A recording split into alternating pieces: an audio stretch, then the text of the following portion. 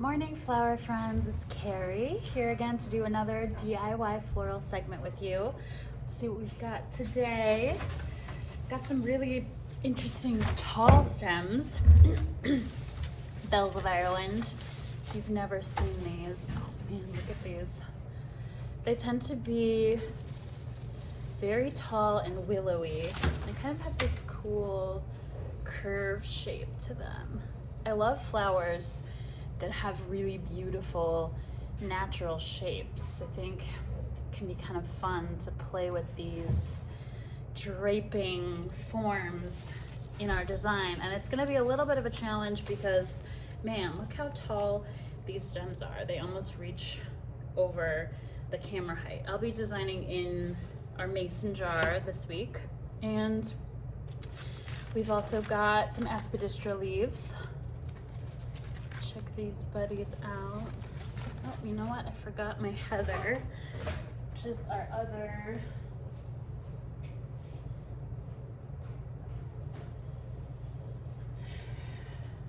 accent foliage. Go grab that for us. I love getting to use heather. It's so special. It's kind of this fluffy, branchy stem that's in the waxflower family. So if you've ever used waxflower, which is a common filler flower that we like a lot, it's in that same family and kind of doesn't have as much of a scent as waxflower, but it has this really pretty fluffy foliage or flowers, not foliage. When you look really close, they're just these tiny bells. It seems like one of those that would dry nicely, but haven't really had great experience with this drying. It has a lot of droppage. So we've got our Aspidistra leaves. They look almost like tea leaves, but they have a slightly different shape. So if you've ever seen those green leaves that sometimes you'll use to wrap inside the vase, it's a very specific look, I think. It's similar. This just has a nice long stem, and I'll show you how to manipulate these and make some fun shapes with our Aspidistra leaves. We've also got Carnations, hot pink. I really like this this color. It's kind of in between like a magenta and a red, almost like a hot bright coral color, a little bit darker than like a peach coral. For this, you may want to grab a stapler. I'll show you how something that you may have at home that you can kind of play with your Aspidistra leaves. This is a really fun trick. So again, one option for these that you could do is using a knife to just cut off some of this stem here and make it a little bit more foldable, and then you can wrap the leaf inside. So you would just kind of roll it up and then let it expand inside the vase, and that's a nice way to camouflage your water if maybe you're someone that forgets to change your water at home like I do.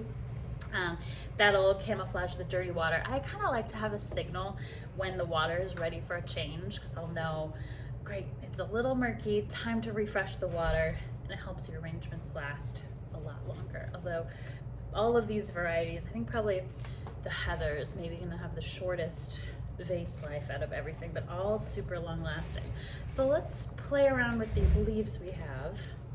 You can give it a fold and then take your stapler and just right at the base, give it a little staple. Sometimes these rip out, but I'll show up close. And the leaf is already, it's already dead essentially. It's been cut, so it's not really gonna hurt the plant at all. And then you just want to disguise that staple by putting this low enough in your vase. This is kind of more of like an old school technique that I saw a lot when I was first starting out in floral, but it creates these really fun modern shapes that again you can play around with, creating these ribbons. Gives it a little bit more of like a tropical feel. So if you want to try something different, I'm just stapling the two edges of my leaf. And I really don't want anyone to see that. It's like part of the mechanics of the arrangement. So once I get my flowers in, I'll try to disguise that as much as possible. And then as always, I like to use my measuring technique, which I'll kind of walk you through here. It's really helpful. So if you pull your vase to the edge of the table, you can kind of hold up a stem, and if you cut it right at the tabletop height, that's going to give you a sense of how tall to make it. So as you're honing your instincts and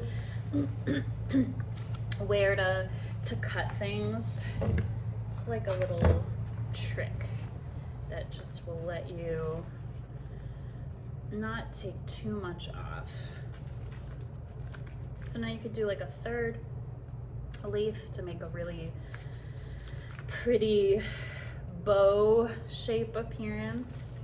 I might leave one leaf out just for some interest. Just a note on clippers too. You'll get, I think when you get a pair of clippers from us when you sign up for your subscription, but you know, it's worth, if you really love flowers, investing in a nice pair of clippers. These are super well worn. You can see they've been used around the studio. The brand is ARS, that's one I like.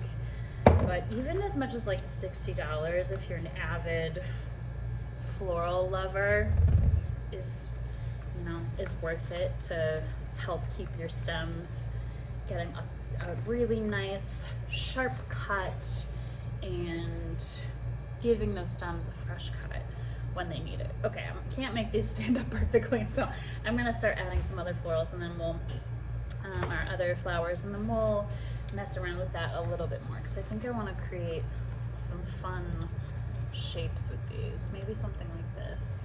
I love my asymmetrical shapes, so I will do one thing out to the side, but if you like, really symmetrical, even arrangements, you can try that too. So I did 2 folded leaves with a little staple, and then I'm going to leave one nice and long.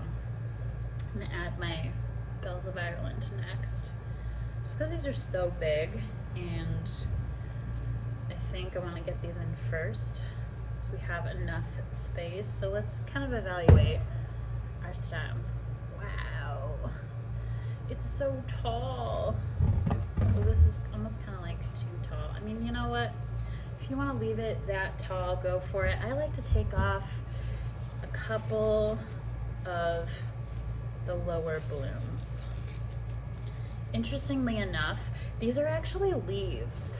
They look like flowers, but it's sort of one of those flowers that, or stems that flirts in between foliage and flower. And these little petals are actually leaves, the bloom part of it. So I took off 2 of the lower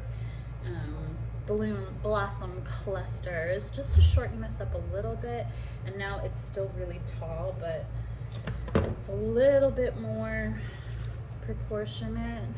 And here's where we can just really have fun creating some fun shapes. Here's another way to shorten this up without removing the lower blossom. So if you have a super tall stem, let's see, they're all very tall, but you can actually trim this as close as we can get to that bottom piece. So we don't want any of that nasty cut stem to show if possible. This way, now I have a short piece, got more stems to fill out my vase. Use that trick all the time to get more out of one stem. And then I have a nice shorter piece that'll shorten up a little bit. And I'll have some height variety here. So I've got my tall piece. Maybe we'll add They're dramatic. The height is really what makes these so dramatic. They're almost too tall to show on camera. Shorten these up just a little bit. You should have 6 of these.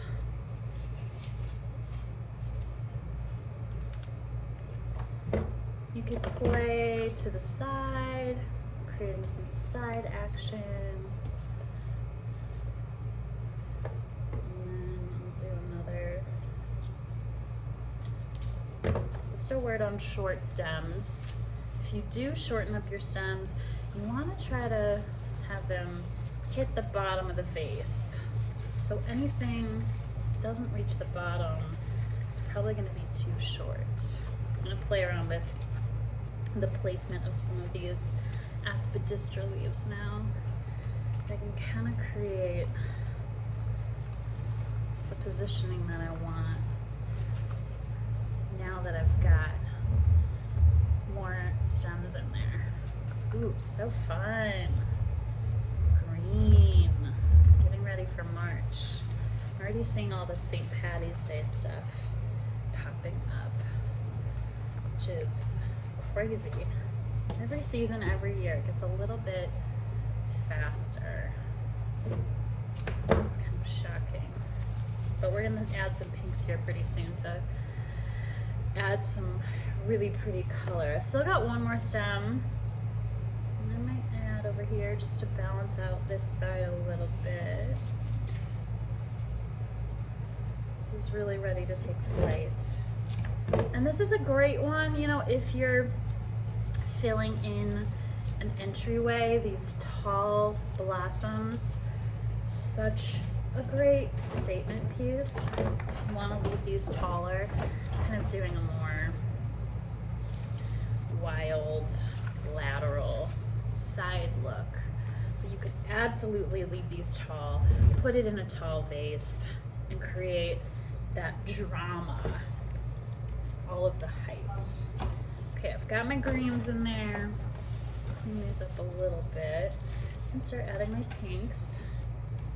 I think I'm gonna save the heather for the end here because it's a little more delicate. I was just naturally, I mean, you know, it's pretty sturdy, but it's the more delicate of all of these.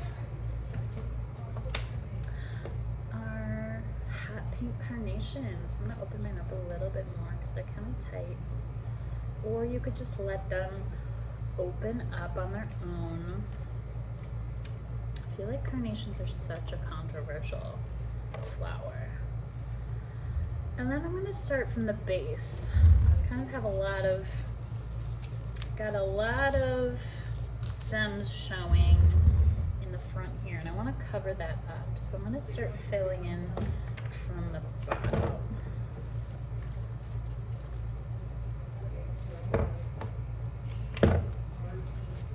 This style reminds me of Kyle. If any of you have been subscribers for a while, his style was really these like fun, tight clusters, the base of an arrangement that really have these tall, like ponytail elements.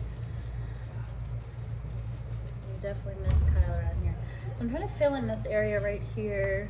I'm gonna leave some room for my carnations to open up because of course if you crowd them, they're gonna have a little bit more trouble opening.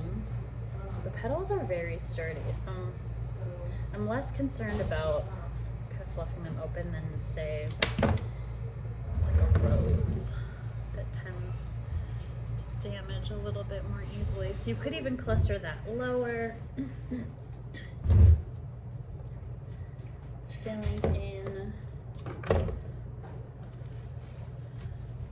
lower area, and then I'll probably leave a few long stems. I like to pull off the outer petals here, or the outer leaves, so that the energy that's left in the flower or water goes to a bloom, of course.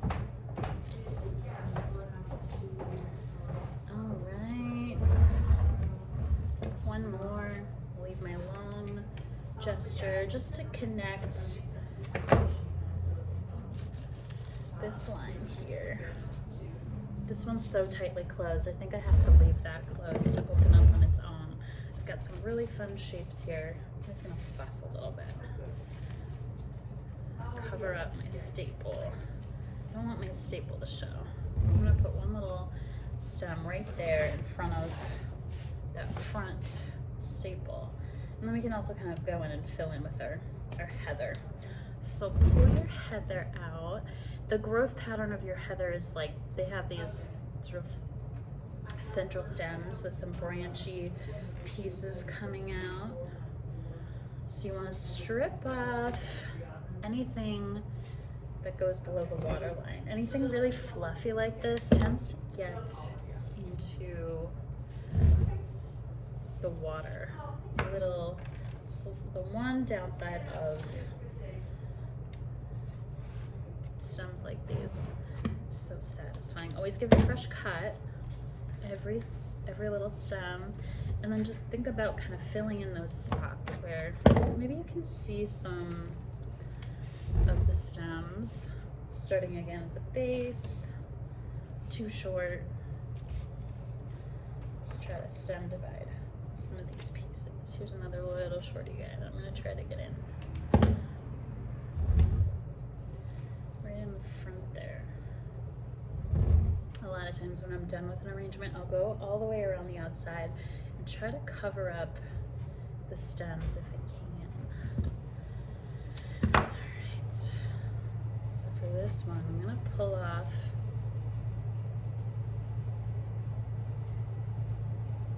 those blooms all the way down. It always seems like a shame, but you know what? We don't want it in our water. And then I'll fill in, look for your holes. So your holes are spots where maybe you have something, but you don't have a ton of color yet. That's the perfect spot to add a little bit more of this heather. Trim that stem up.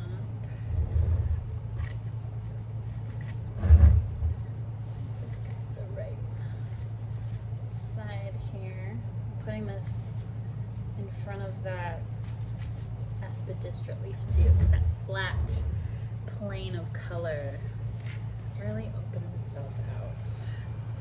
And maybe one more little. Could divide this one. This is one that, wow, it's got so many blooms on it. So you could take this central piece out. Your kind of crown pieces tend to be the youngest growth. I want to say the prettiest because they're all important different ways. All that pink heather, the beautiful pink carnations that are going to start to open up, and then our dramatic bells of Ireland. Beautiful. Thank you everybody so much for joining. We'll see you next week. Bye.